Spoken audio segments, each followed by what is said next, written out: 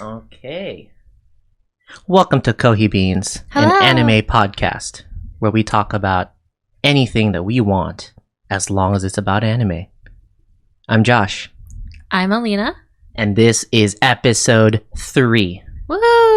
Oh my gosh. We've made it this far. I know. I never thought we'd make it to episode 3. Let alone episode 1. Let alone as of episode the first 1. Oh my gosh. I feel like I'm accepting an award, but we've earned nothing Gotta love someone who does nothing. except for the adoration of all our fans. Thank you when you're out there thinking about us. When you are we just gonna start monologuing the Kingdom Hearts 2 poem? Oh god. Thinking of you wherever you are. And we'll get a little glass bottle on the beach. Oh yeah.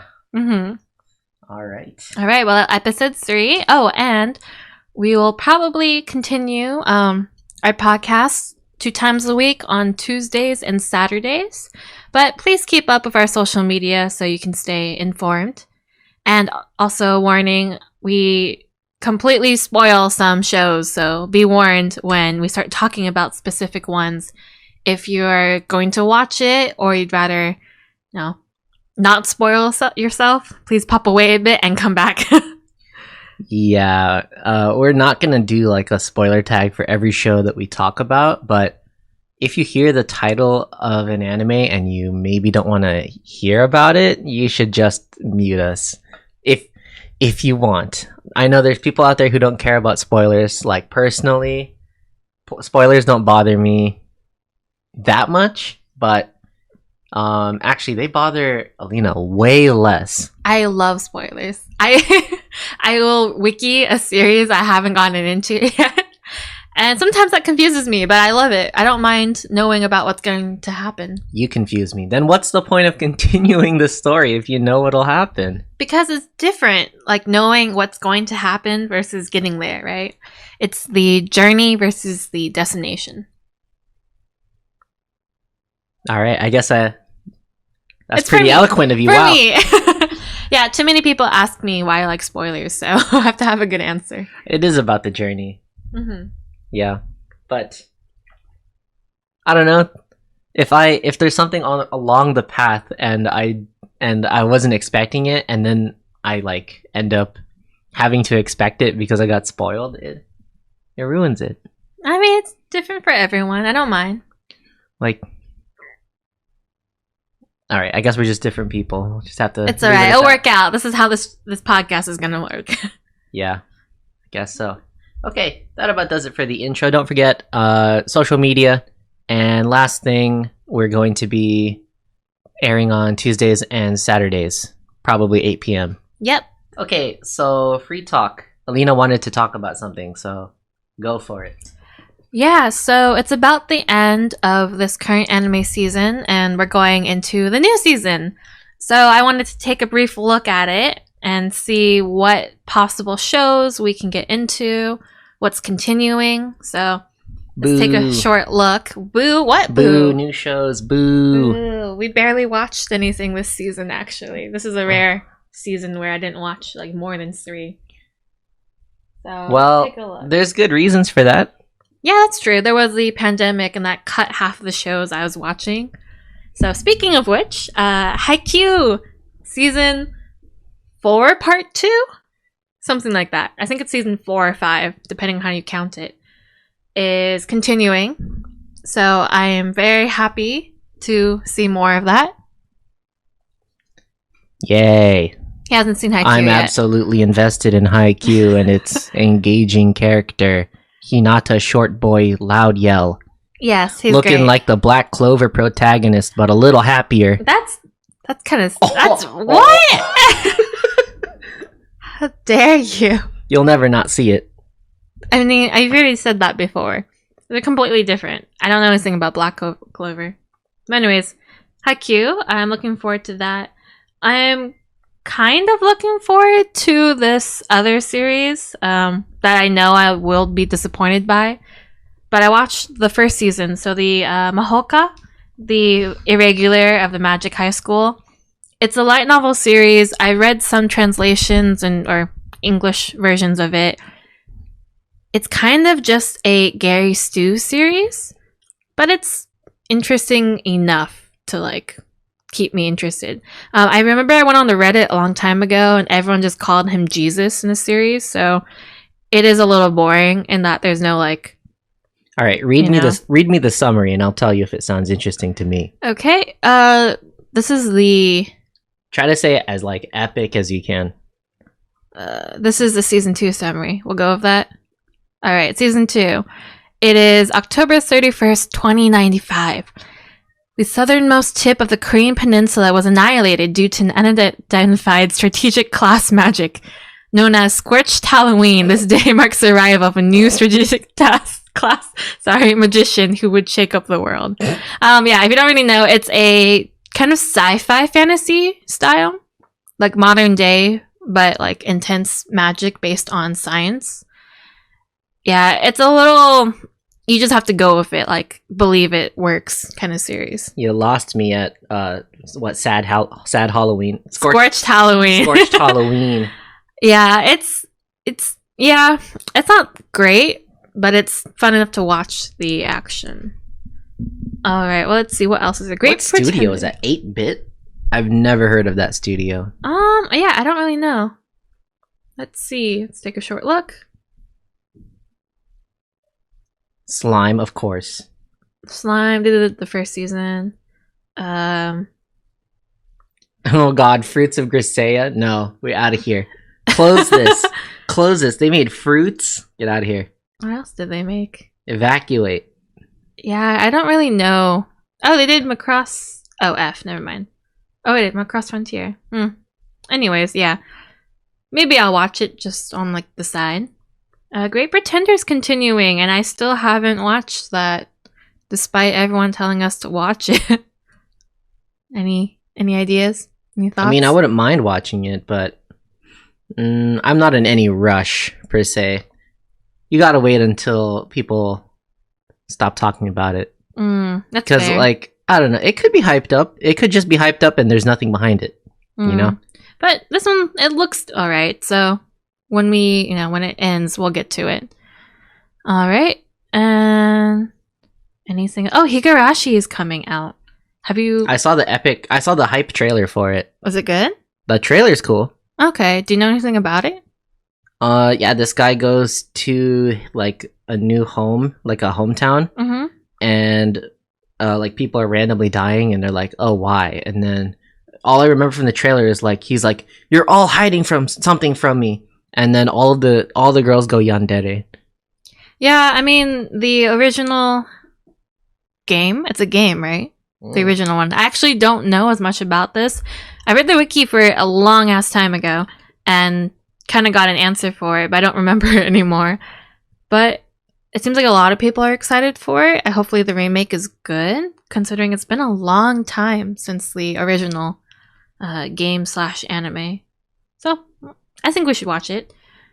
I mean, it looks cute at first. I'm a yandere person. Yeah. No, I mean, I'm not a yandere, but Yeah. I enjoy seeing them in anime. So, I mean, more power to you. All right, Golden Kamuy 3rd season. I haven't watched it yet. I feel like I would like it, but I watched one episode. I couldn't get into it. Well, I kind of feel like it's my kind of thing, so I'll get into it later. Don't really know any of these other ones that are coming. Oh, there's a sports climbing one. A girl sports anime that looks kind of legit for once. Actually, not for once. The, what was that one we watched? Badminton was kind of good. Oh, I don't remember the name of that show. But that one was pretty good. It wasn't bad. There was was action. good. It had some story to it. Yeah. It's definitely a one-off. Like, I don't think we're ever seeing that show ever again. No, I don't think so. It's just to market the manga. But it seemed pretty good. Pokemon's continuing. Digimon's continuing. Still a little confused by Digimon, but maybe it's because I never got into it, like, when I was younger. Digimon's like an unnecessary hipster pick. A little, I guess. It's like, yeah, okay, Digimon. Okay, sure, Digimon might have been better than Pokemon in some aspects, but if you're still watching it now, like, you're not even, like kids in Japan don't even watch this shit. Damn. That's brutal. I don't know. maybe I should just rewatch the old ones, the original, and it'd No. be better. I didn't really get the intro to the new one very well. It was kind of like you had to have known and been into it to get into it. And I heard, Hypnosis Mike is coming out. That's a game that was really popular, I think. In a world where women now dominate the government, the creation and use of weapons is strictly forbidden. Excuse me? Mm-hmm. And this is by A1 Pictures. I mean, it's like a rap battle, like political version battle. You do it with rap. War is waged through words. I can't wait for the freaking essay that I'm going to see about this anime, about how it's some deep political message and talks about society at large. I can't wait. I think it's just like a gacha game, like a mobile.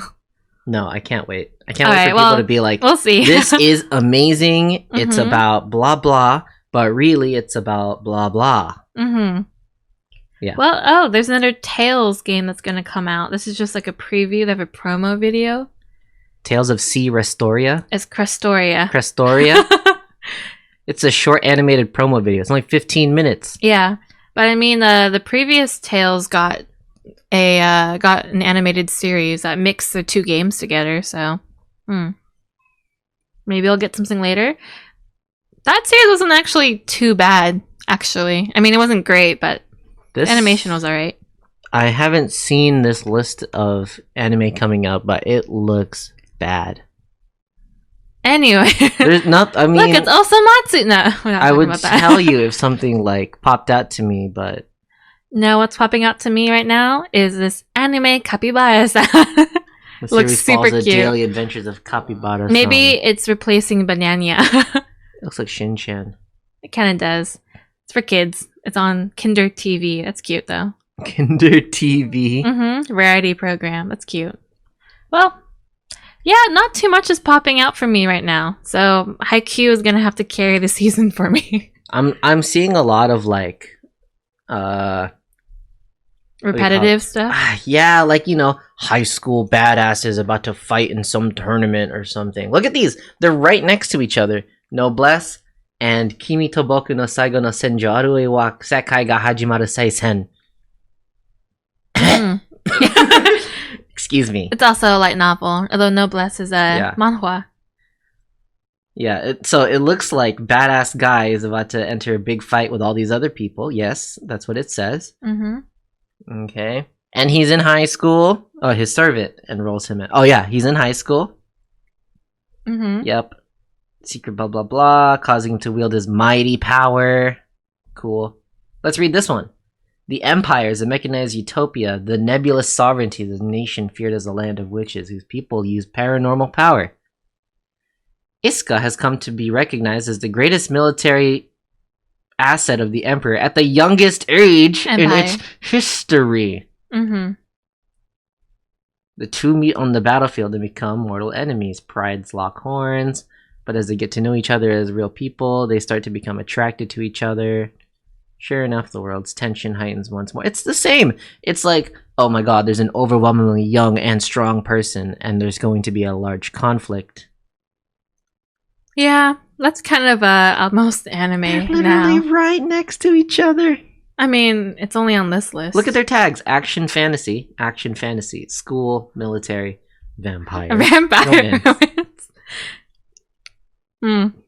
Yeah, the tags are telling. Well, ooh, this one looks okay. Only on the specific website. Oh, it's an isekai. Oh god. Ninth grader. Oh wait, it's called 100 Man no Inochi no Ue ni Ore wa Tatteru. Ninth grader Yusuke Yotsuya is practical, friendless, and not active in any clubs. Then one day, he and two female classmates are suddenly sent to another world.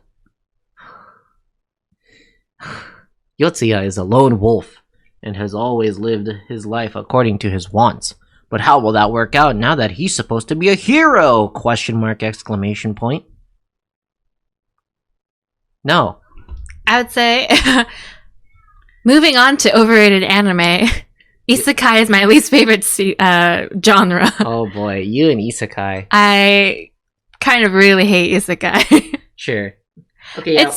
We'll continue when we go on, but for overrated anime and genre, isekai is not done in a well way. Like, Not done well. not done well, In a sorry. well way. Oh god, my grammar. It's just the kind of same repetitive style. Couldn't they have done like different ways of isekai, you know? Plus it's always like a fantasy world. Why can't they change it up a little bit? I mean, there probably it's a formula. are. It's formulaic. That's the point. Yeah, but like, Sports anime are formulaic, but you love it. that's true. But sports anime is supposed to be inspirational. This is more like, Isekai can be inspirational. it can be. I think it's a storytelling is like really bland compared to other ones. But that's my 2 cents. I think sports anime are bland compared. There's like some breakout sports anime out there for sure, but in general, when I look at a sports anime, when I look at Kuroko no Basket, when I look at what's the baseball one? There's like 5 baseball ones. All of the baseball ones. Diamond no Ace. Mm-hmm. When I look at hell, even Haikyuu. Mm-hmm. It blends for me. Mhm. I literally see the cut and paste stuff, and like I could just imagine everything that's going to happen in that season, and I just see the formula come to place, or Mhm. it falls into place every Mhm. single time. So like the way you're talking about isekai, that's exactly how I feel about sports anime. Mm-hmm. For me, there's no difference in like berating isekai for its formula than berating sports anime for its formula. Okay, that's fair. I mean, like you not liking isekai is perfectly valid, and like I'm no defender of isekai. Like I'm done with the shit too. Mm-hmm. Yeah, I feel like they could just... I don't know, I haven't found one that I've enjoyed personally. There probably are ones out there that I would enjoy, but they're just not getting to my spotlight. Well, any others? Anything else? I guess we can move on to our overrated anime. We already stuff. did move on. Yeah, but we like kind of ended up staying on the genre.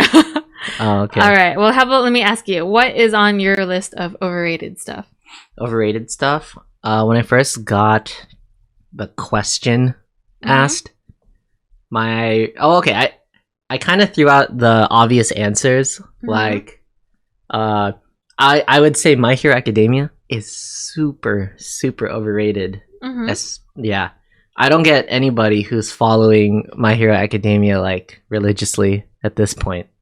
Maybe in the first season I could see it, but in the follow up seasons, it's losing fire. It hasn't proven that it could break like out of its. It hasn't gotten any better than when it started. It was at its best when it started, and that kind of sucks. I kind of like the current arcs in Hero Academia. In the manga or the anime? In the manga.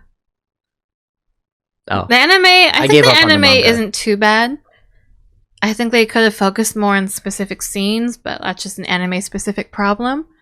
I don't think the storytelling's that bad in Hero Academia. But that's my opinion.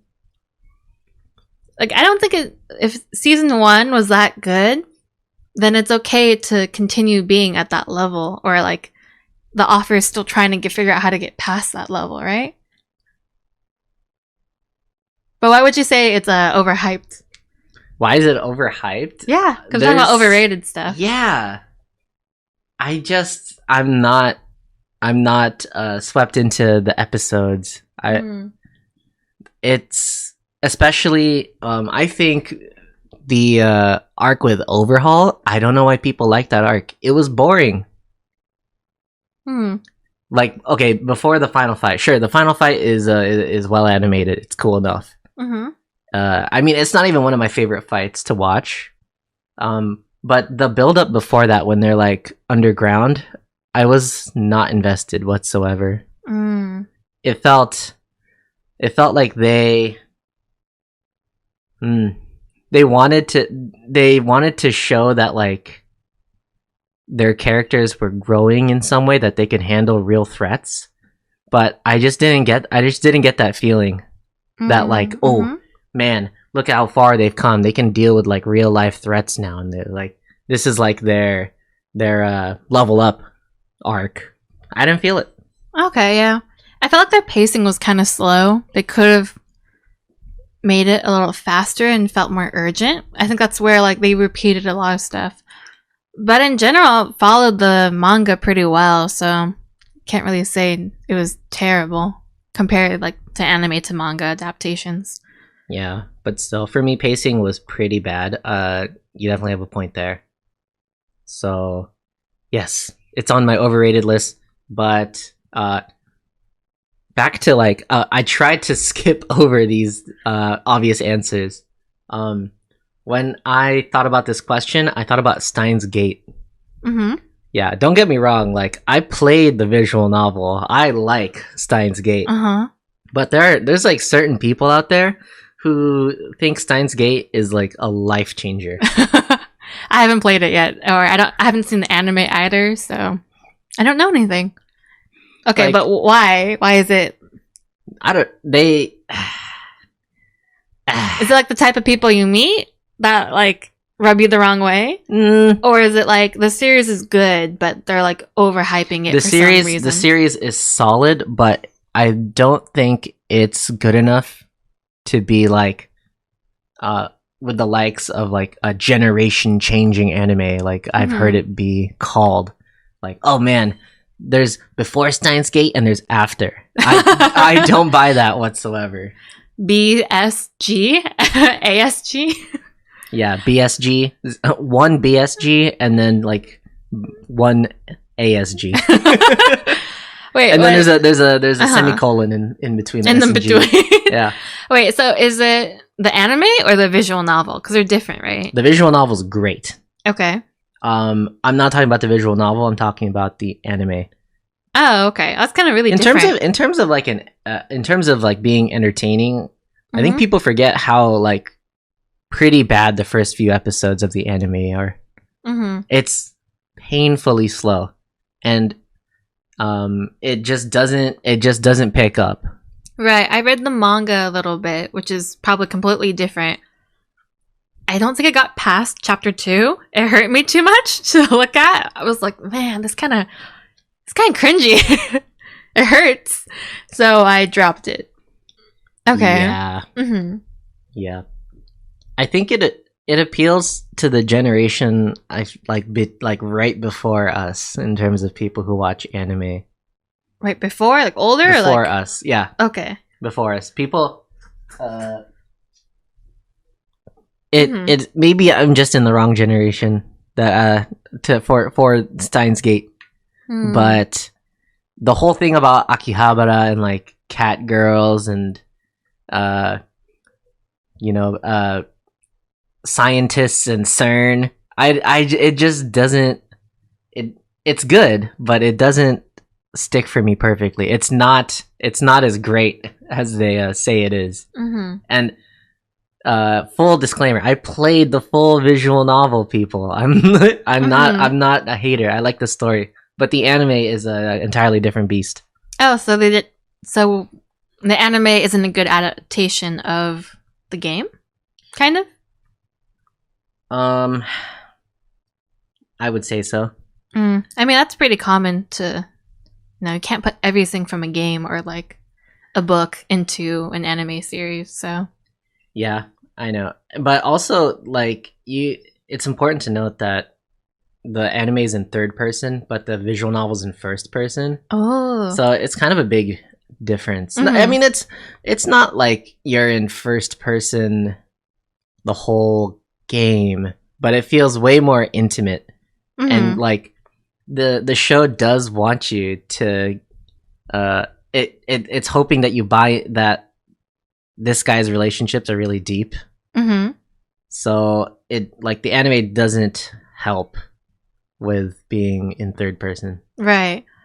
They actually mentioned that for the Fate series too. It is a first person game, but in the anime it's completely third person. So sometimes people are like, man, there's like Shiro's such an idiot. But apparently if you actually knew the game, you knew he's a little like smarter or more like annoying than that. But you don't really get to see that. I actually haven't really played the whole visual novels. I didn't know that until I went online. Mm-hmm. But I was like, okay, so he's not like completely stupid. We just don't see like what he's actually thinking or what the other characters are thinking. Mm-hmm. Mm-hmm. Yeah, but to give Steins Gate some benefit, it's probably the best time travel story in any anime. Nothing really approaches that level of a time travel story and delving into science fiction as deeply as that. I guess that's fair. I don't know that many time travel ones. So, what would you rate the anime then for Steins Gate? Steins Gate 7 for like a 7 out of 7, 10? but people call it a 10. Damn. 7, but people call it That's a 10. bold. Yeah. All right. Okay. I'm even putting it at like a pretty above average score. Yeah, like it's solid, but kind of seems like you've met some not so savory people. Yeah, there are people out there that swear by it. Mm-hmm. And as someone who enjoys it myself, I just can't let them have it. Mm-hmm. All right. All right. Well, is it my turn then? Yeah, tell me about an overrated anime. All right. Well, I think you already know this, and it's probably confirmed not to be overrated, but I think Kimetsu no Yaiba or Demon Slayer is not that great. And I say this as someone who's read the manga since it came out. I read it from the beginning to the end. And I only watched a few episodes, so I watched a couple more today. And once again, I decided that it's really overrated. It's not that great. I'm so sorry, people. Why doth you think so? Well, for a shonen series, it has a lot of narration in a sense that, like, you kind of get pulled out of the main character's mind. They just tell you what's happening, right? Like, that kind of, like, ruins the show, not tell thing like they say for a lot of stories. And, like, you know, sure, you don't have to do that to have a good story, but I feel like that's what ruins this one a lot. It does follow a lot of, in my opinion, bad tropes. You got, like, the good character. You've got the simp character. You've got the whatever he is character. And then the cute girl, who unfortunately doesn't do very much. So it's kind of boring. And I know the animation's great. That's fine. But the pacing's slow. I kind of blame that on the manga. The storytelling is that kind of slow, like, distant style. So it's harder to, like, really emphasize it more. And it just gets kind of boring. It looks great, though. It looks pretty. The voice acting's fine. The general story concept is alright, too.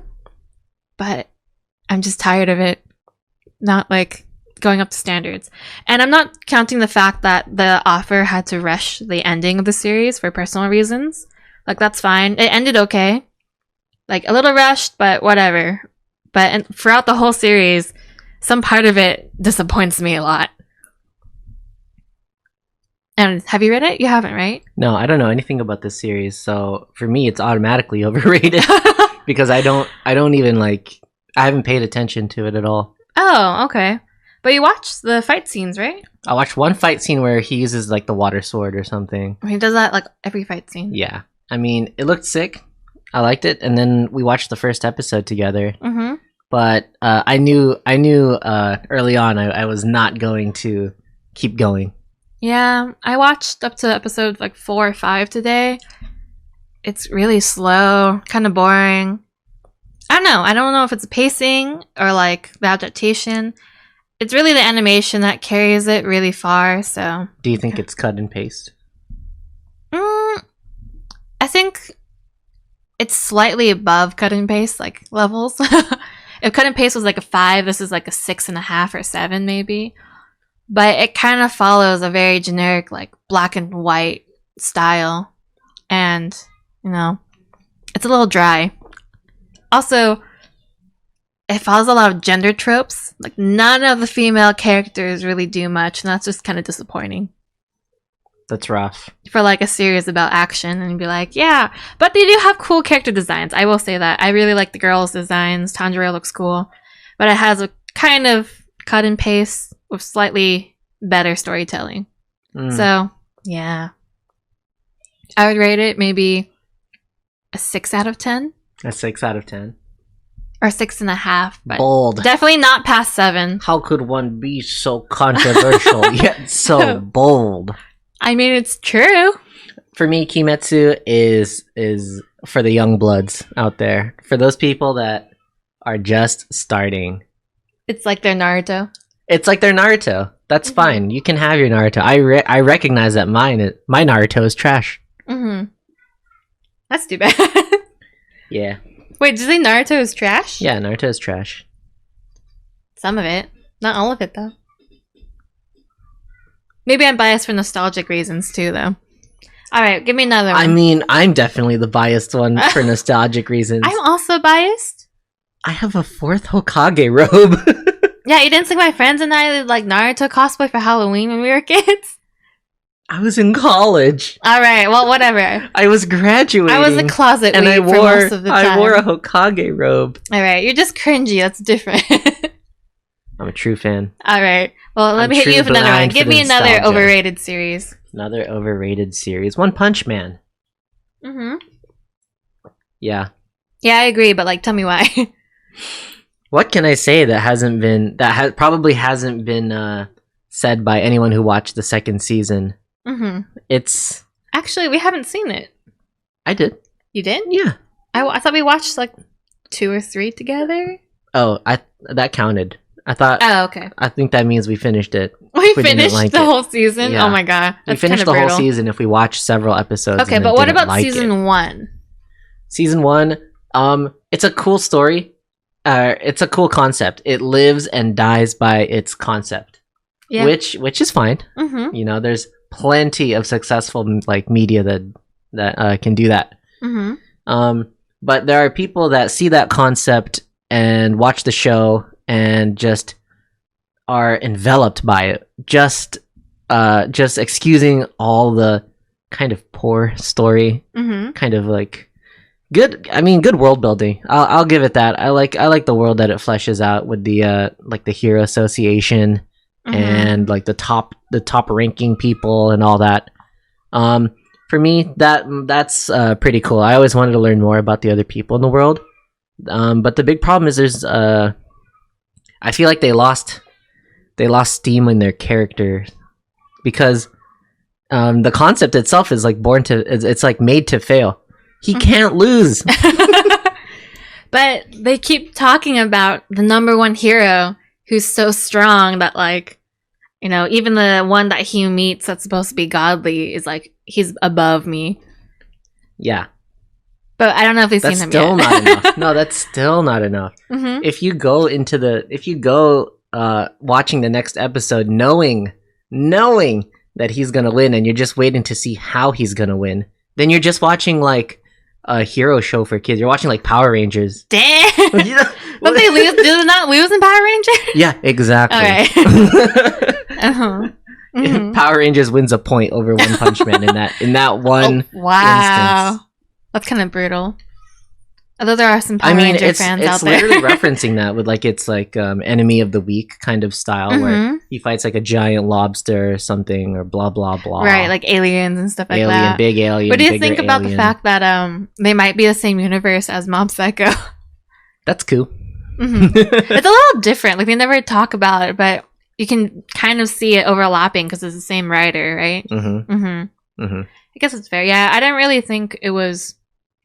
Mob Psycho is a lot better. That's a lot better. Totally a lot better. But just to focus on One Punch Man, yeah, like you said, it lives and dies by it. Mm-hmm. I've heard some of the manga gets good, but I don't really want to like bother to read it. Yeah. Well, you know, Mob Psycho 100, he's also incredibly overpowered, and like you always do expect him to win. Yeah, but but his goal is not to be the best or to be the strongest. Unlike Saitama, I feel like when you see Saitama, he wants money. He wants an epic fight, Yeah. No, he wants like a legendary fight, so he's out there seeking it. But in Mob Psycho 100, like the energy of the show is Mob's own character growth and development. With the fitness club. They're so great. I love it. Yeah. I mean, yeah, One Punch Man is like a comedy, right? And he's kind of out there trying to get emotion again. Like he can't. It seems like he's not experiencing anything, so he needs that legendary fight, and he's just not getting it. Which in the manga, maybe he is, but I don't know. We haven't gotten there yet in the anime. So what would you rate One Punch Man? One Punch Man 6. Ooh, even lower? 6 out of 10. Dang. Animation's great. It's got an awesome opening. It's good for one watch and one watch only. That's true. Watch it once, have your fill, and go. I felt like when it was going, everyone was saying it was so good. Yeah. And I watched it, and it was good, but like, I don't know if all the funny moments were already like cut out and shown to me or something, but I felt like there could have been more to it that like I missed out on. It's probably one of those you should watch while it's airing. But, except, yeah, well, it's still not that good. season 2 was airing while people were watching it, or it was literally being drawn as people were watching it. That's rough. Yeah, that's really rough. Sometimes there's like an animation issue then, but.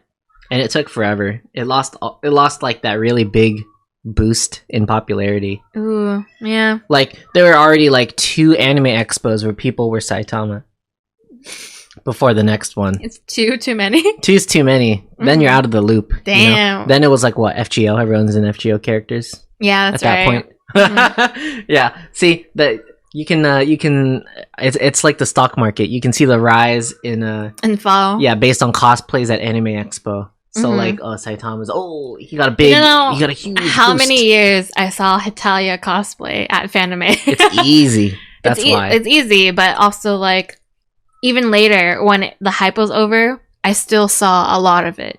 And I was really surprised, like, oh, I haven't thought about that series in years, and yet like a quarter of the people here are still cosplaying them for some reason.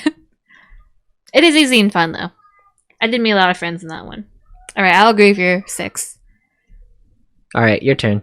Okay. All right, I'll say also another newer one. The Promised Neverland is not that great. Yeah.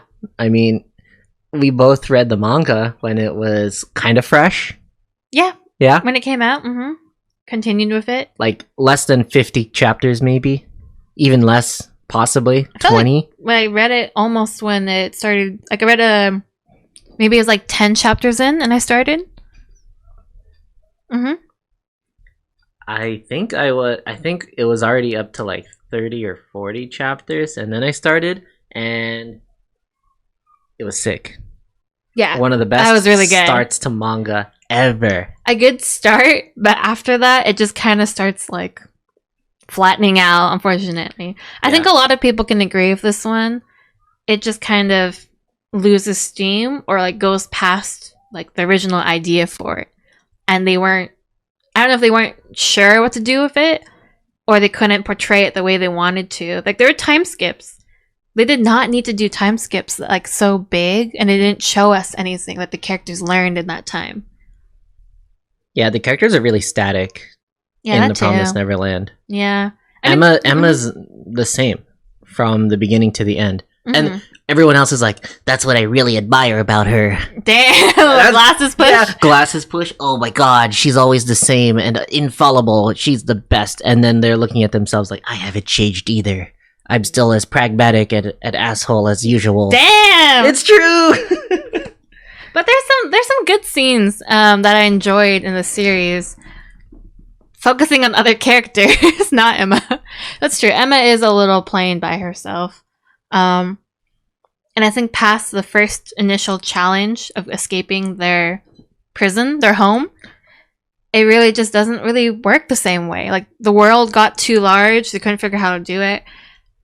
Kind of like Attack on Titan. After the first part, it just, like, really changed the storyline. Like, oh, this is your enemy. But now the whole world's your enemy. And it's too much to explain very well. Yeah, I mean, I think these types of shows, I remember people were talking about The Promised Neverland like it was going to break into the big three. But the problem with being in the big three is not every world and not every writer can make it to that scope. Yeah. You know? I mean, my least favorite of the big three is Bleach. Easy. But even then, I'll admit, its world building is huge. It's on a massive Oh scale. god, it's way too big. I don't like it. It's on I don't like that. Can't remember these like 400 characters. it's on a massive, massive scale compared to The Promised Neverland. And even then, the writer of The Promised Neverland is fumbling. Yeah, that's true. And even in Bleach, I don't know how the author remembers so many. How can he design so many different characters as well? Like, even though there's so many, if you compared all of them, I feel like they wouldn't overlap as much as you see in other series. It'd be easier to tell them apart. And that was pretty good on its own right. But yeah, Neverland, I mean, the beginning, the first arc, that's like a solid, like, I think 8 or 9. I really enjoyed it. I think everyone enjoyed it. After that, it just kind of goes down. The ending was not so great either. Super confusing. Too many time skips. I think it all falls apart when they escape, go to the bunker, and then some of them go to that weird town where like they hunt humans for sport. Yeah. And then that's where it all falls apart, I think. Because after that it just loses focus. Like it just keeps switching between people at the bunker and people over there having their fight. And then Emma goes to that weird like dragon place, or she gets like a weird vision to go see this place. Yeah. To find out where the promise is. Yeah. And then after that, that's when the scope falls apart. That's when we're not looking at one group's journey through a place anymore. We're looking at the splintered mess of like plot strings that are just trying to reach where they're going, and it's pulling. They're all going in different directions, and they can't go as far as they want to. I see. I actually liked the bunker part. I really liked meeting that the adult character. Guy? Yeah. After that, 100%. But before that, he was a good character, a good foil. I thought too. Yeah. Like, yeah, and it brought out again like the darkness of the series.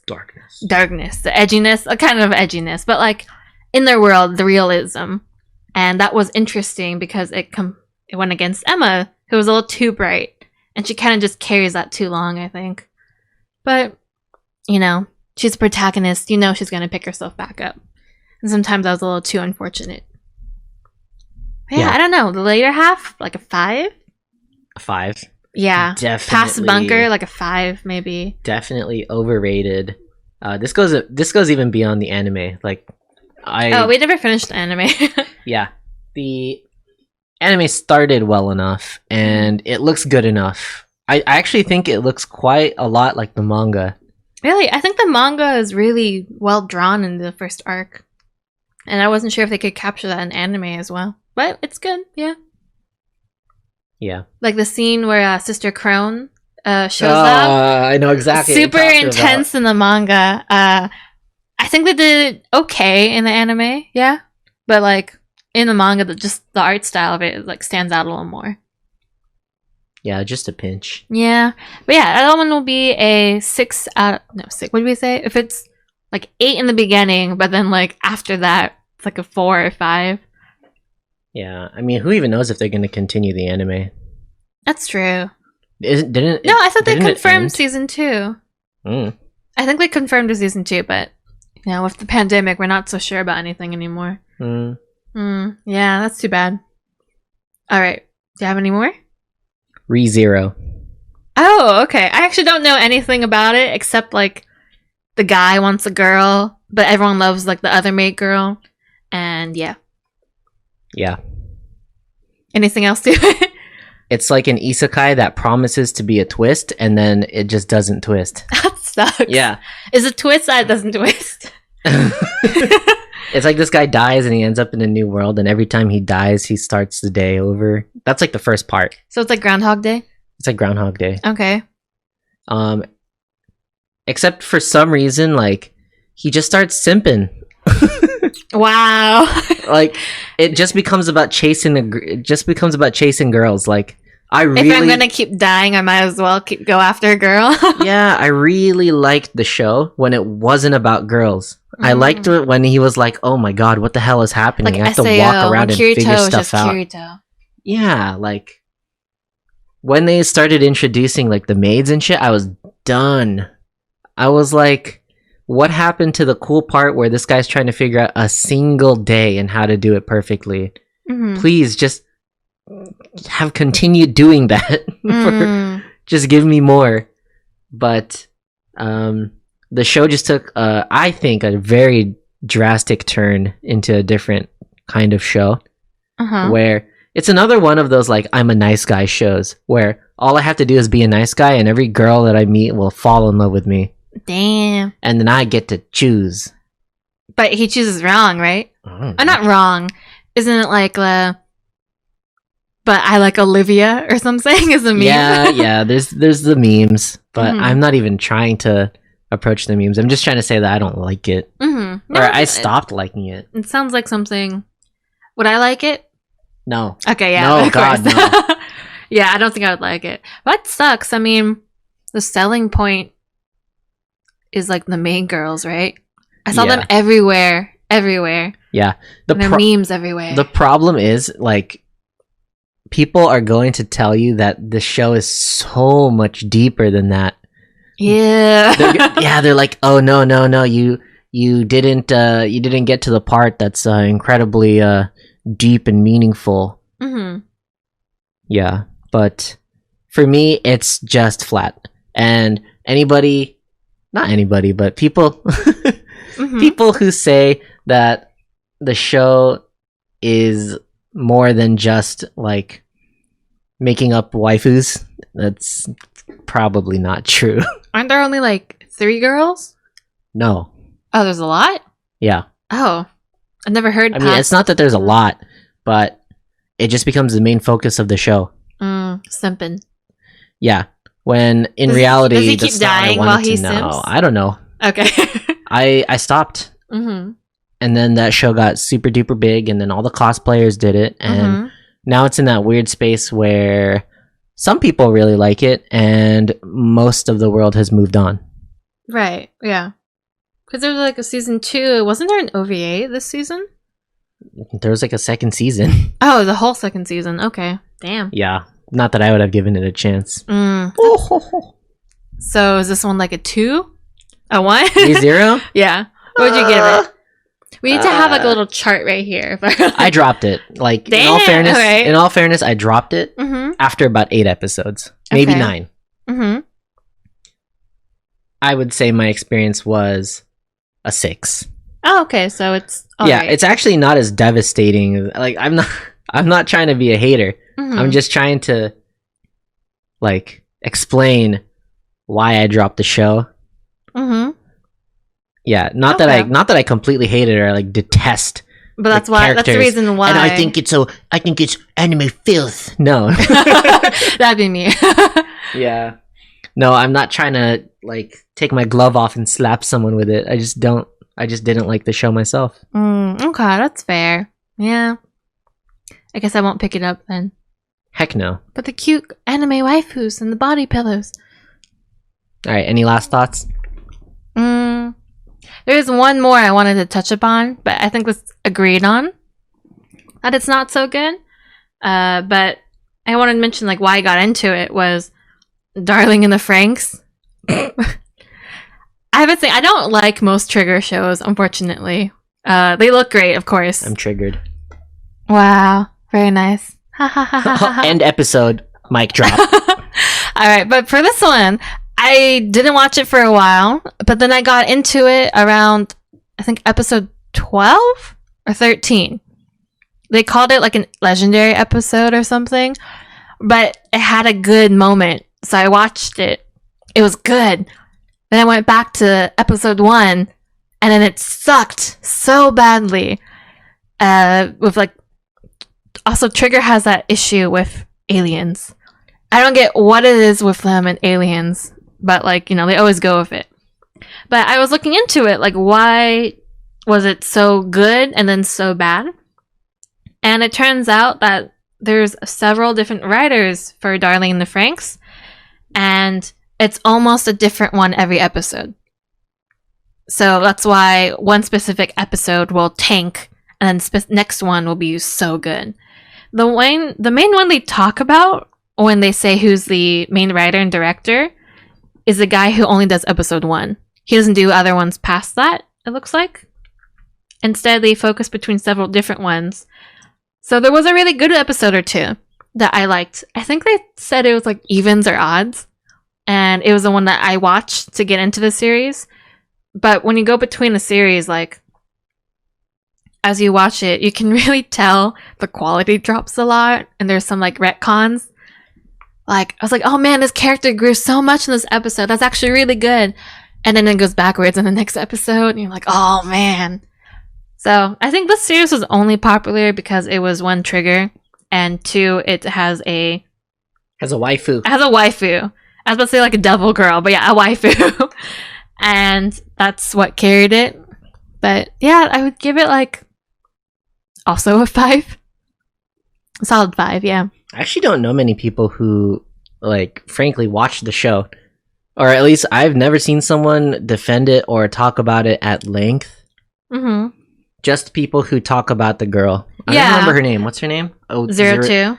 Yeah, 02. Yeah, I mean, I wouldn't say it's like completely like overrated. It's just that you saw her everywhere, right? For a while, like when it was airing, just because like she's a waifu, she's cute, but like it was kind of poorly done. But I haven't seen that many trigger shows, and they all kind of seem to follow that same kind of story arc. Yeah, I mean, you could say anybody who's a Trigger fan would say it's just the style. It's the style, but and like, they can have their style. I guess. But like, when will they have like a nice, well-rounded one? You know? Exactly. There are disgruntled fans out there. Like, I do like Trigger. Unlike Alina here. Mm-hmm. I mean, it's fine to not be a Trigger fan, yeah, but I am a totally Trigger. Fine. I am a Trigger fan because of Kill la Kill. But I have to agree, Darling in the Franxx, super overrated. It wasn't very entertaining. I gave it 4 episodes. Mm-hmm. And nothing stuck, and everybody on the internet just started posting the girl, so I think everybody just started assuming it was a good show because she's the cover. Yeah. But I wonder why. I mean, they could have just kept 1 or 2 writers for consistency, but they couldn't do that. Yeah, I don't know. too much. It goes too far. Yeah, Trigger's a tough one because I do like a lot of their shows, and they're free to they're completely free to have style and stick to it. And yet they're not that great at times. It doesn't carry it all the way. Looking at you, Promare. Yeah, Gurren Lagann. It looks so. Actually, her girl looks good, but I also haven't seen. I gave it a few episodes, and once again, it disappoints. It disappointed. I felt like it was carried by waifu and like bros who like the drill guy. Oh, really? Yeah. Damn. I don't know. I guess their formula is mecha and then aliens. I feel like a lot of these overrated shows were just identifying like ones that people attach to a certain character and it becomes an icon of the show without actually being a good show. Yeah, I guess so. You know, like we talked about Demon Slayer, it's all about Nezuko. Why? I don't get that. She's cute. She's waifu. But like, I don't know.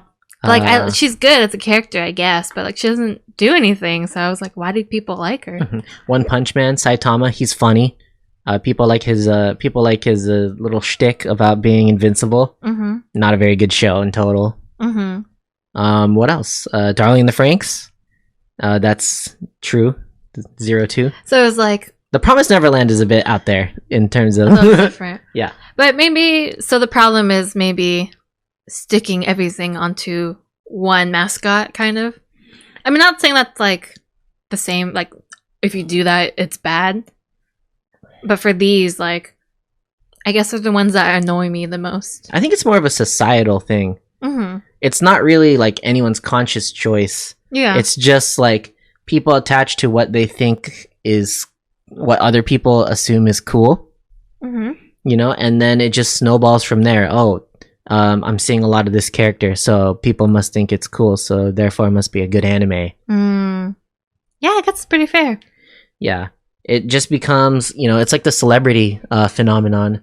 The what? You know, blah blah movie featuring Tom Cruise. Oh shit, it's gonna be a good movie. Yeah, it's Tom Cruise. Or Johnny Depp. Oh, big one. Johnny Depp. Mm-hmm. He's in so many crap movies. Oh, really? Okay. Yeah, Johnny Depp is in terrible movies. Pirates of the Caribbean, like 2 to 5. Oh. People just see it for Johnny Depp, even though like the other famous actors are like peace.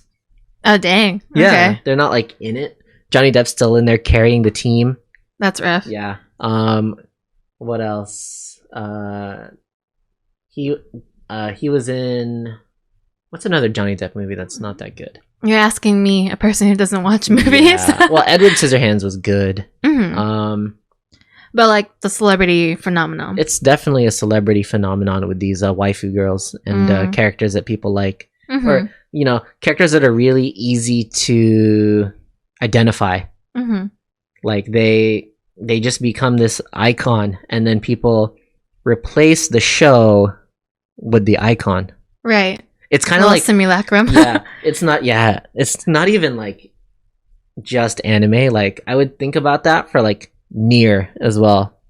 Nier Automata, the game. Oh, the game. Yeah. Like 2B has become synonymous with the game. The game. That's You true. see And 2B 2B isn't even like this is like only the newest part of the game. Yeah. Because all the old ones no one talks about. Yeah. So like I actually don't know shit about Nier Automata, but that doesn't mean I'm not exposed to Nier all the time, because people are just replacing the Nier content with the waifu? icon. Yeah. It's like a shortcut. So, if it was a male character, would it be different? Hell yeah. For example, what comes to mind is Kanbei Daisuke. Kanbei Daisuke? I mean, that one's maybe a little different. No, it's kind of like a mystery series. No. That's exactly the same. That's exactly the same. When I think about that show, what do I think of? I think of that meme where he's looking down all sexily at the camera. He's like, "Hey, I'm Kanbei Daisuke," and he's like, "Ikura." Yeah, Ikura. Oh. Who's his voice actor? Yeah. Yeah, it's the same. It is not. It's not just a gender thing. That we stick like the idol of the character of the series. Yeah. I mean, it's just true that people will attach themselves to an image, and then the entire process of like sign and signified is like completely lost. Like, oh, this character, this image of this person, or this image of this character, should be denoting just the character, literally just the character in the show. But then no, it just becomes the show. And people like start to forget, like the rest of the show. I bet if if I ask somebody what Darling in the Franxx is about, they're gonna be like 2-0, 0-2, blah blah blah blah blah blah. 2B 0-2-0-2-0-2, yeah. And then if I ask somebody, oh, you know what's Nier about, or what do you do in Nier? Oh, 2B, something 2B. 9S. Yeah. Exactly. Gotcha. Yeah, that's fair. Like if somebody asked me what Millionaire Detective's about, first thing I'd say would be Kanbei Daisuke. That's because you meme him all the time. Yeah, but the main character is a detective. Is that a detective though? Yeah. But that's also, a part. That's also part of it. Being able to meme it. Yeah. Like makes it like strengthens that icon. Kanbei Daisuke is easily memeable. 0-2 is easily memeable. So then that icon becomes even stronger. Do you think that's a good or bad thing for a series? It's not a good or a bad thing. It's just an effect. Okay. Because like you said, Luffy. I mean, but there's so many characters in One Piece that they like split upon. Yeah. You can't just say it's all about Luffy. Yeah. It's I know we use Johnny Depp as an example. Sorry, but Johnny Depp. The classic example is Marilyn Monroe. Have you ever seen a Marilyn Monroe movie? No, you're asking me. Do you know any Marilyn Monroe films? Because I don't. I don't really know. I don't, and as far as I'm concerned, I've heard that her movies are pretty bad. Like, and she's not that great of an actress in these movies. I see. You can debate that with me. Like, I'm not knowledgeable about it, but it's the same. It's the same theory, or it's the same phenomenon. Yeah, it's the same phenomenon where she's kind of transcending the medium that she's in and just eclipsing it, really. And it's just like, oh, that's Marilyn Monroe. Mm-hmm. Blah, blah, blah, blah, blah. The power of icons and waifus. Yeah. Mm-hmm. Damn. Hella deep. Yeah, we went really deep for a moment. It's hot. Oh, God, it's hot. All right. Well, should we move on to something a little more... Oh, yeah, sure. Less than just flames? Yeah. Fire. All right, so enough about overrated anime. Yeah. I mean, I would love to know what other people think as well. Yeah, what's an overrated show for you? I mean, we have different generations of anime fans. Maybe what younger people think, like Naruto, like One Piece, is overrated too. Yeah, I'm super curious myself. And I also like, do you buy what we just talked about? How, like, the character becomes, like, the thing that is desired, not the show itself? I'm curious. Let me know. I don't know. I wonder if waifus were such a big thing back in the past. Yes, it was. It always is. Waifus, hubbies. Yeah. I mean, back when people took anime super seriously, there's, like, all that dere... oh God! All those academic papers. Yeah, there's like academic papers about how, like, Evangelion spawned all of these character models, and people just stick them in there now. Yeah, that's true. Like Evangelion is like the one that all the rest like come from. It's like the granddaddy of the deres. Really? Yeah. Okay, that makes sense. Like the original tsundere, like is her. What's her name? Not Toradora? Langley. Asuka, yeah. I think that's what the paper said. It's been a while since I read it. Maybe for the original, but I feel like in Arjun, a lot of people think Toradora is also a tsundere. That was Toradora is like the OG tsundere. Maybe like the second OG. Maybe she's like the Silver Age, Yeah. The age after that one. Bronze Age, Silver Age, the Gold Age of tsundere. Who's that? Rin Tosaka. I don't know. I see her everywhere when people say tsundere. Is she not now. Silver Age as well? Well, now it's all the remakes. Maybe when the visual novel came out, but apparently the visual novel explains it a little more. All right. Well, we'll find out. We'll leave it to the. Please comments. Let us know.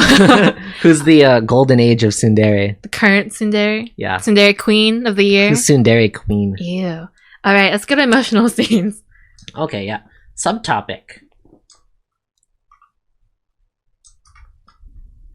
Emotional scenes in anime. We were suggested this topic. Thank you, Teo. Yeah, thanks, Teo. Teoyo24, I believe. Yes. Yeah. Yo. He asked us to talk about emotional scenes in anime, and that's a fun little bite-sized one to do. I'm a fan of emotional anime. Yeah. I can cry when I watch an anime. Aww. Sometimes. You do sometimes. Yeah, I literally have been like, I'm a cry. Every Violet Evergarden episode. Every Violet you'd pull the tissue box a little closer. That's why she's in today's special, because dang. Damn. I mean, that series is just emotional. Yeah, I hope we didn't scare the crap out of anyone that we were going to say Violet Evergarden God, no. is overrated. Oh, I mean, I was gonna say different Kyoani series is overrated, but Violet Evergarden, nah, that's not good. Overrated. That never. It deserves everything that is told about it. Speaking of Violet Evergarden, there was a movie that finally aired or premiered in Japan after the past year and all the setbacks, like the Kyoani fire attack, the pandemic, and I nearly cried watching the trailer alone. The trailer alone holds such power. It was so strong. I think it was like a minute or 2 minutes, and I was like, oh man, I gotta watch this. I gotta get tissues. Yeah. Violet Evergarden is a good example of like a show that doesn't sacrifice its story for an icon. Yeah. Surprisingly, I feel like people didn't hype the series up as much as any other show. Like, sure, there was like Violet. I saw so little fan art of her, actually. Yeah. Yeah, surprisingly. Like, when it was airing, I would have expected more for a series that was so popular. But maybe it's because the focus really is just a story and, like, emotions. Absolutely. I mean, that's, not to be, not to say that, no, not to say that she isn't, like, waifu material or whatever. I hope no one simps her. Yeah, but you Please, know, no. Violet Evergarden, like, she doesn't top like waifu charts or whatever on Reddit, and she isn't like she isn't as memed as other characters are. Like And never. that's because she can't be reduced to that. She's that deep of a character. Yeah. I mean, the whole series is her growth, so yeah. Exactly. You can't just put Violet Evergarden in like a little emoji of like some other thing, you know, and it would it would be funny and make sense. Like you just can't really do that. It's too deep. Yeah. You would start to feel feels. You can't feel feels of memes? Yeah, no. All right. Well, is there a specific moment you want to talk about for Violet Evergarden? In Violet Evergarden, Like there's a specific episode. Yeah, there's a lot. The whole series is like a feels fest. The one where her mother has written a bunch of happy birthdays. I thought about that too. The one where the girl, her mom wrote 50 years of happy birthdays, I think, before she passes away. Spoiler alert. So what about that one? Yeah, when she's being read the letters and just understanding like what's how the payoff of that episode is immense. Like you deal with like the little girl suffering for a long time in the episode. She wants like her mother's attention and she doesn't understand why she's so busy and she's just complaining that she can't like spend time with her mom. Yeah. But then like at the very end you get the payoff that it was all for her. It was so that she could make these letters for her birthday. Yeah. Every year. And it's like, damn, that's like model parent right there. That's like the story of the parent. Just in the back, always doing it for you and never showing it. Sometimes good and bad. But yeah. No, I meant like actually that reminded me of the model parent. No. There's what is that? Shelter AMV music video. Oh god. Corey Robinson. Yeah. Don't put that in the overrated section. Yeah, I mean, hey, that's just a music video. But there's a point someone made because the story for Shelter was that the father was being such a good parent that he couldn't make the like spaceship or whatever for both of them. He sacrificed himself and like giving only his daughter's survival by being too much of a good parent. That was one point someone made, was like, if he wasn't like always constantly playing with her and stuff like that, he could have made time and had more time for them both together in the future. And I was like, damn, that's a good point. But yeah, I mean, I feel like didn't the daughter in Violet Evergarden like sort of understand that like her mom was going to die? Yeah. And that's why she wanted the attention now, because she knew she wouldn't get it later. Yes. But yeah. And I mean, in the end, in the long she run, comes to appreciate it. Yeah, you know? She's totally like, oh does. shit, another letter. Oh, yeah, and then the fact that we get to see the daughter growing up and reading each letter every year. Like, I saw it recently, a scene where she meets her husband, she gets older, she has kids. Like, that's so emotional. It's such a good series. Yeah, that is a super good series and a very good scene in a very good series. Yeah. The letter reading. Yeah. I mean, there's definitely a couple low points of Violet Evergarden. The weird stargazing episode with the guy. Oh, the lonely guy. Yeah, his mom and like left him. Yeah, something like that. Yeah, because like his dad disappeared and his mom went to go look for her dad, but like he took it as like, even among my own family, I'm not the most important one. Yeah, that's kind of brutal. That one was pretty butt. And then there was the one where she's uniting two nations with like fake love letters that are like. But then she makes real love letters. I know. That's cute. But I know. It's cute. That one's more of a political. It's cute, but it's not deep. It's very surface level cute. That episode. Yeah.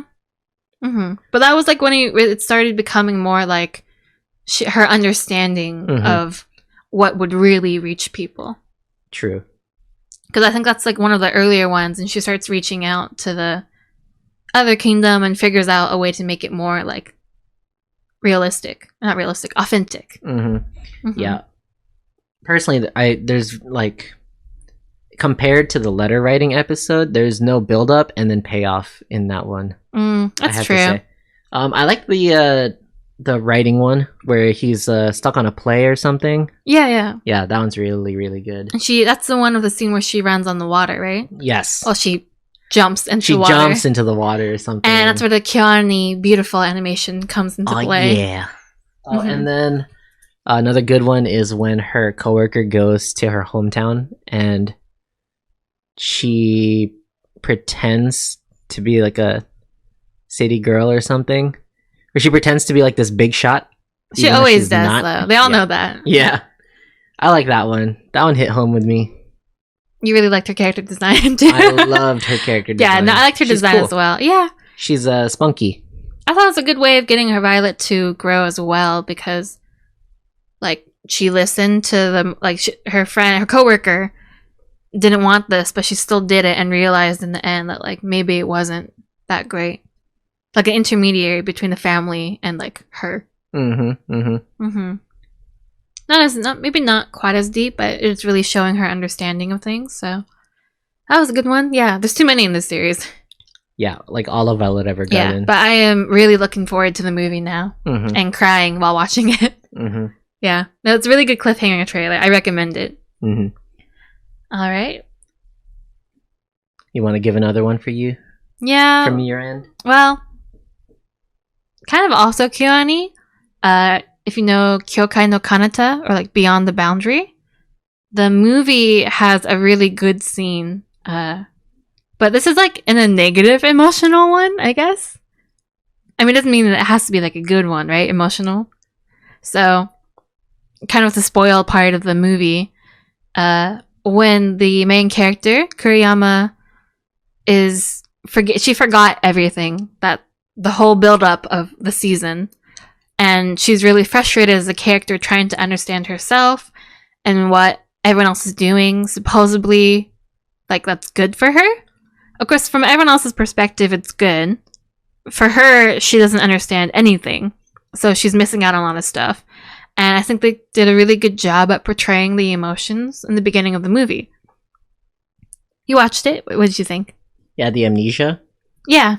When they're like in the park. Yeah. I think you started crying or something. Yeah, of course I started crying. It was good.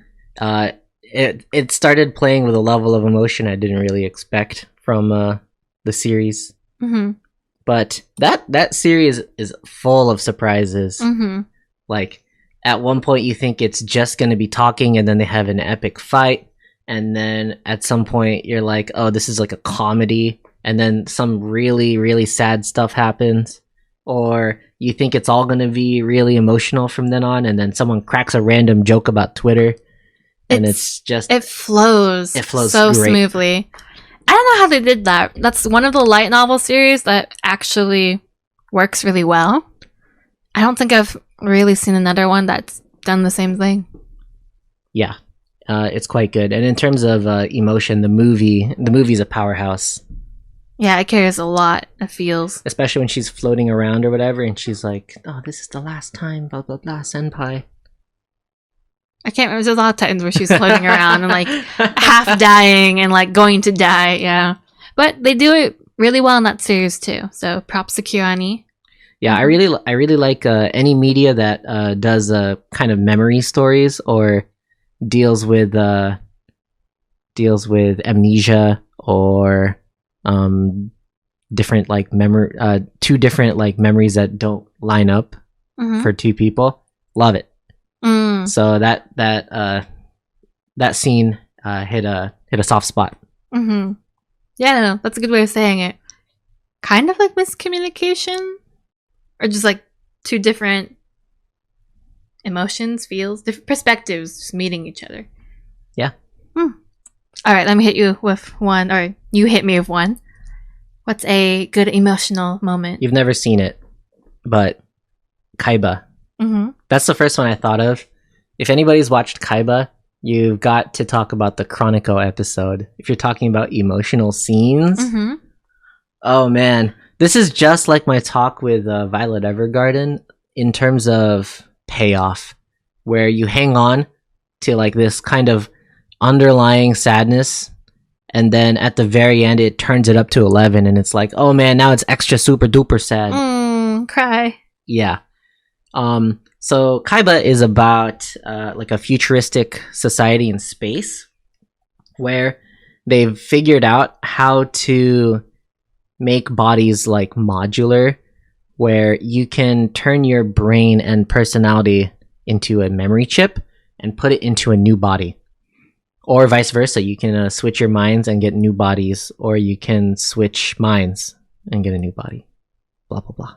Neat. Yeah, so the very rich Mhm. obviously control everything, so they get people's bodies and just keep living forever, Mhm. and poor people have to sell their bodies and give the money to their families and stuff, and hope to God that one day they make enough money that they can put their mind chip back in another body Oh, so that they can live again. So they're kind of like deep frozen, crypto frozen. Yeah, in that time period. like without a body. But like, are they conscious? No. Oh, okay, that's fine. Well, not fine, but it's better than being conscious the whole time. Yeah. So it follows a guy with amnesia. Oh, again. Yeah. But this episode's not about him. It's about this side character that they introduced for one episode, named Chronicle.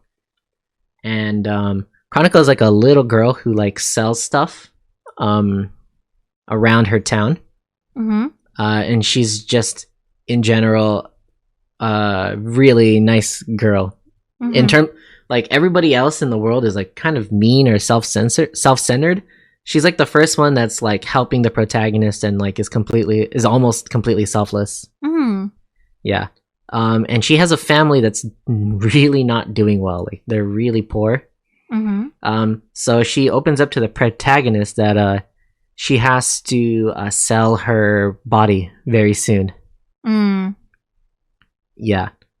So she got some expensive guy who like some rich guy wants to buy her body because she's like beautiful.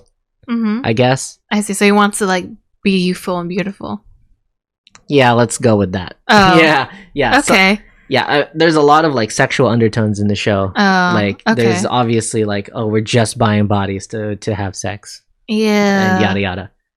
Yeah. Okay. Yeah, but even excluding that possibility from the episode, she eventually does give up her body. Mm-hmm. And her mind chip is like sent home to her family. Her family's like her mom and like 2 kids or whatever. Oh, I remember why she's selling her body. Or people want her body because she's really good at playing the piano. Oh, okay. Yeah, so like people want like her innate skill at like playing an instrument. Mm-hmm. Yeah, so she's gonna sell her body and she's gonna wait for her mom to make enough money to like get her a new body, basically. Mm-hmm.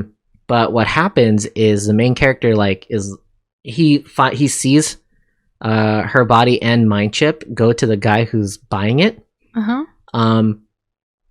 But he's actually just going to destroy it.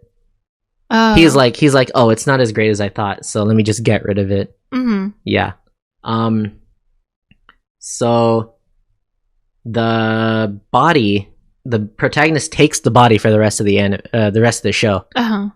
And the mind chip never gets back to her house. Just the money.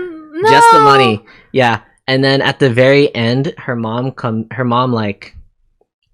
into the living room or whatever, and she had 2 little brothers, and the 2 little brothers are asleep, and the mom like quietly goes over to the piano in the living room and she starts playing, and she remembers it's the exact song that Chronicle would play, and she just starts crying because like they got screwed, and like it's partially her fault too. Oh. Yeah, like she's the one that's like running a debt. Right. Mm-hmm. Yeah, and now she has neither her child or like any piece of them. Yeah, she has nothing at the end. That's so sad. Yeah, it's really sad. I have this one issue of Kaiba though, is that because I don't know it, for some reason a long time ago, I've associated it with Katamari.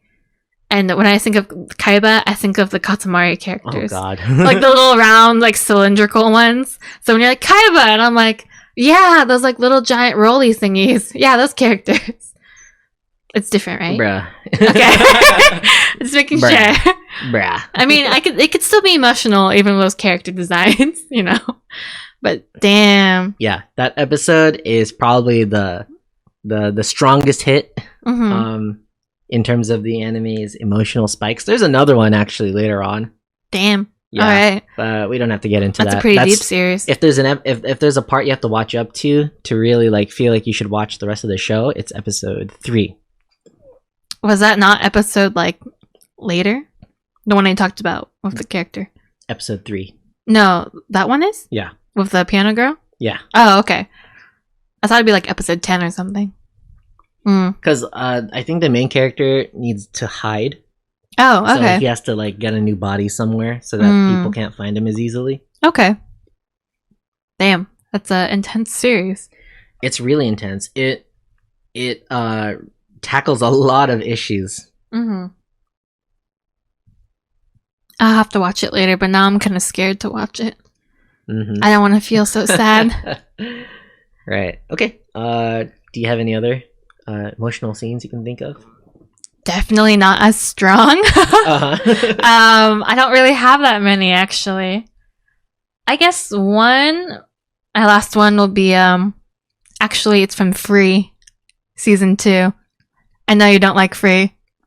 I watched the series as it came out back when it got really big on Tumblr, and surprisingly, season 2, actually no, Free in general, has some good emotional scenes that you wouldn't expect from a show that supposedly is about like hubbies and like swimming, right? That's totally what you think about, right? Yeah. No, actually, Free has some really good story building, a little bit of character development, especially about our protagonist Haru. And in season 2, he's going to graduate. They're all going to graduate, and he has to deal with this pressure of what he's going to do next. So throughout the whole series, he's supposed to be a really talented swimmer, and a lot of people are telling him to go to the Olympics. He should train.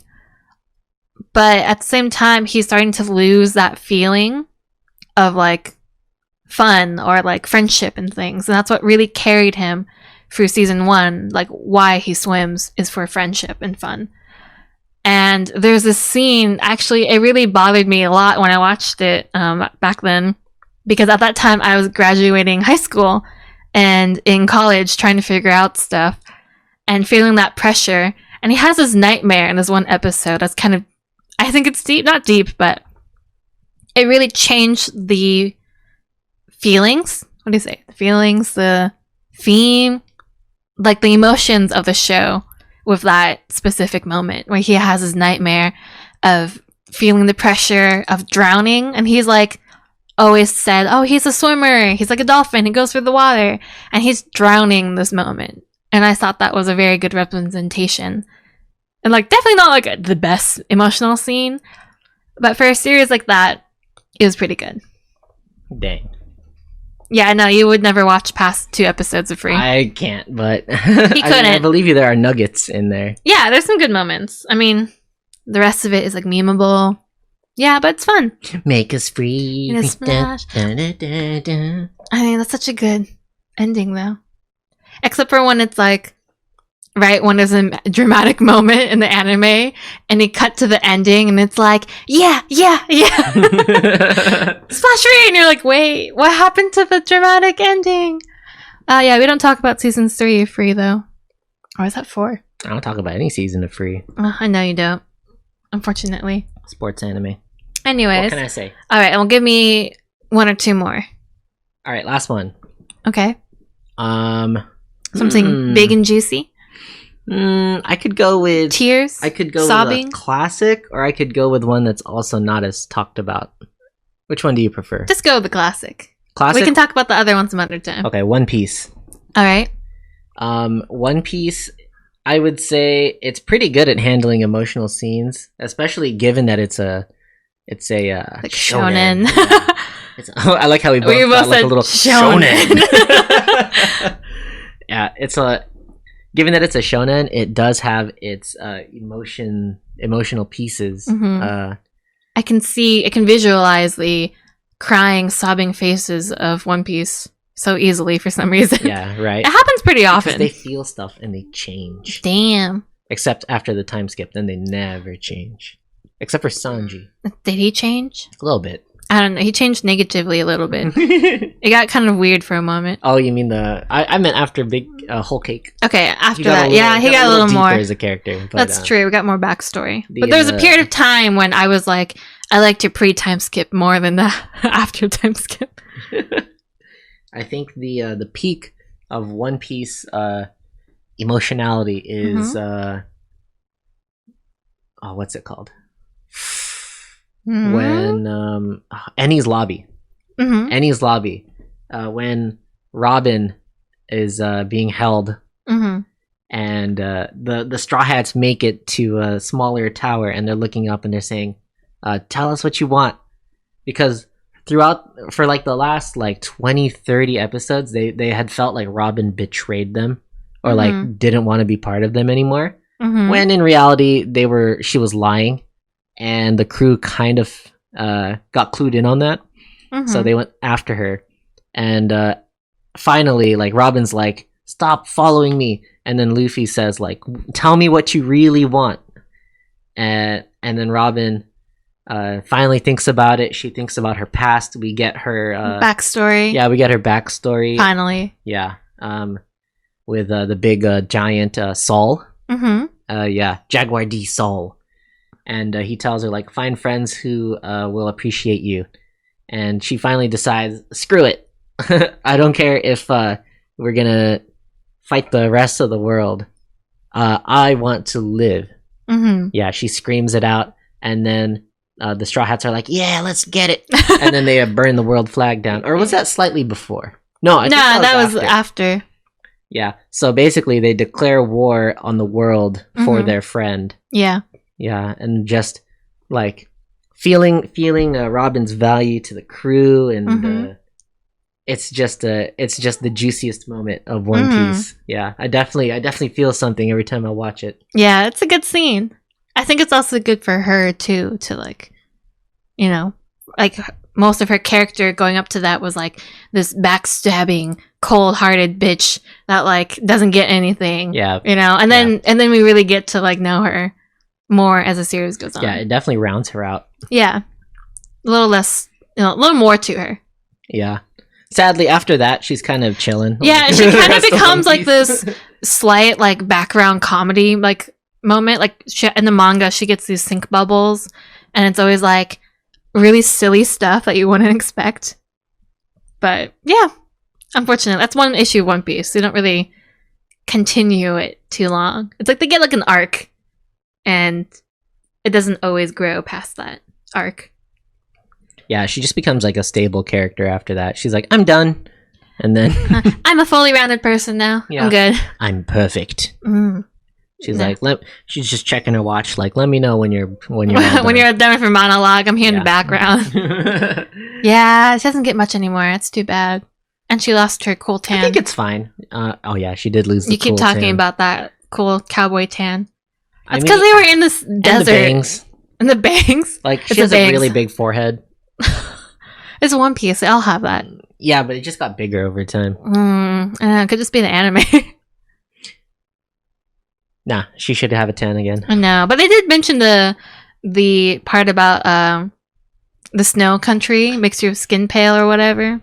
Yeah. I think that's kind of weird, like, bullshit world building stuff, but whatever. No, I mean, she did spend 2 years there. That's true.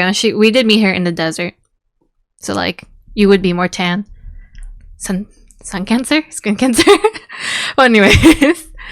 Yeah, that is a good emotional scene. Would you rate that, like, your top 3? No. Nah? Damn, not even? Top 5, maybe. Top 5. Alright, that's fair. But after I just explained the Chronicle episode... yeah, that I was about to, like, dang. Cheer up and cry over here in my chair. Yeah, there's a lot of depth. And then, I just looked it up on the wiki as we were talking, and I missed a part of it. She can't play, when you meet her, she can't play music anymore because they had already sold her memories of being able to play the piano. For money. So now she's selling her body for money. Damn. Yeah. That's rough. Yeah. I'm afraid to watch it now. Yeah. Also, it wasn't her. It wasn't her like real mom. It was her aunt who like. Okay. Yeah, her aunt who she came to live with and who became kind of like an evil stepmother for like a little bit. Damn, that's rough. Yeah, we should watch that episode. I'm scared. I'm scared now. The song that plays is really sad too. But maybe that's why I hear a lot of people say Kaiba's a really good series. It is. Mm-hmm. I watched it all once, in one sitting. Oh damn, that's too much emotion Twice. to go through. Twice in one sitting. Once by myself, and then when I wanted to show my friends, we watched it all. Oh, okay. At once. That's just how good it felt to watch. Damn, it's like too much emotion to filter out. Well, let us know if you have any favorite emotional scenes as well. I'm sure we missed a lot, but that's okay. Oh, are you kidding? Of course we missed a lot. Of course we missed a lot. But I guess that's the point. We're not going to talk about it forever. At least not now. Maybe in the future? No. Nah. Maybe not. No, our range. We got other stuff to talk about. Yeah, like we can only talk within our understanding and range of anime, you know? That's true. Yeah. Mm-hmm. Well, if anyone watching this has any ideas, please feel free to comment about your favorite. Or if you agree or not agree with us. Yeah. That's okay too. Yeah. Or tell us your favorite kind of sandwich. Sandwich? That's fine too. That's true. What's your favorite sandwich? Or your favorite topping on a pizza? Pineapple. Or not pineapple. Overrated. Ooh. He's kind of right. All right. Well, that's about it for today. That brings us to the outro. We should have a little jingle. A little jingle. That's the outro. Woo! Yeah. Mm-hmm. Or we should have that JoJo ending. JoJo Slowly, to be continued. You hear a guitar in the background. Ding.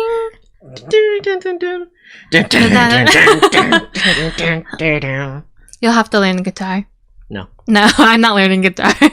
Yeah. All right. So what's today's outro? Okay. Hope you enjoyed this week's episode.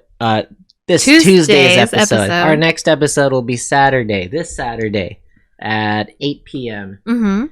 I believe Saturday is the 26th. Oh, I guess we're getting to the end of the month. I know, right? Wow, we're going so far into this year, 2020. Yeah. Make sure you register to vote.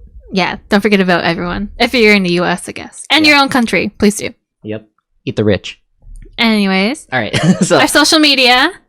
Yeah, please follow our social media for updates on the next episode, or if you want to talk to us. Mm-hmm. So I guess in order of, importance, to follow for updates. Sure. Mm-hmm. It could be, obviously, our Twitch. If you follow our Twitch channel, then you'll get an email every time we stream, and you can talk to us in chat.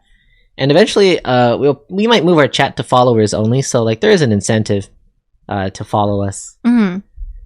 And then maybe next after that would be our Instagram or Facebook. Instagram or Facebook. You can also use our Twitter. And if you want to talk to us and, help us make episodes and stuff and give us your own recommendations, Discord. Yeah. Discord. I'm on Twitter pretty often, actually, so feel free to hit us up. Yeah, Twitter frightens me, so I'm not on Twitter as much. I am a Twitter fiend. She's a damn Twitter fiend. But here I go liking things 20 per minute. 20 per second, actually. Yeah. She's a Twitter fiend. I'll eat, tweets up. Yeah. But yeah. So Twitter, Discord. Yeah, hit us up. I am constantly on Discord. Yeah, I don't get how you do that. Us out. It's just in the background app. Like, you don't even have to look at it all the time. That's the same thing for Twitter. No.